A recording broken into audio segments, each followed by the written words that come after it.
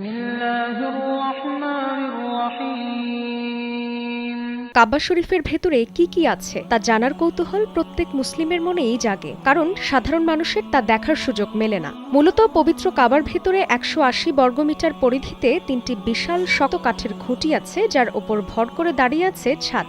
প্রসিদ্ধ সাহাবী হযরত আব্দুল্লাহ বিন জুবাইর রাদিয়াল্লাহু তাআলা আনহু খুঁটি ৩টি স্থাপন করেন। কালো রঙের খুঁটিগুলোর বয়স ১৩৫০ বছর, প্রতিটির আয়তন ১৫০ সেন্টিমিটার এবং ব্যাস ৪৪ সেন্টিমিটার। খুঁটি ৩টির মাঝে রয়েছে একটি দণ্ড, যাতে পবিত্র কাবার জন্য হাদিয়া স্বরূপ পাঠানো মূল্যবান তামা, রূপা ও কাচের তৈরি প্রদীপ ঝুলিয়ে রাখা আছে। এছাড়াও এতে রয়েছে বিস্তৃত একটি তাক, মেশক, আম্বরের মতো সুগন্ধি দ্রব্য থাকে। সেই সঙ্গে থাকে পরিচ্ছন্নতা সামগ্রী রাখার একটি বাক্স। প্রতি বছর কাবা শরীফ সাবান, পানি ও সুগন্ধি দিয়ে ধোয়া হয়। পবিত্র কাবার ভেতরে ডান পাশে রুকনের সামিতে ছাদে ওঠার সিঁড়ি আছে বলে জানায় হারমাইন কর্তৃপক্ষ।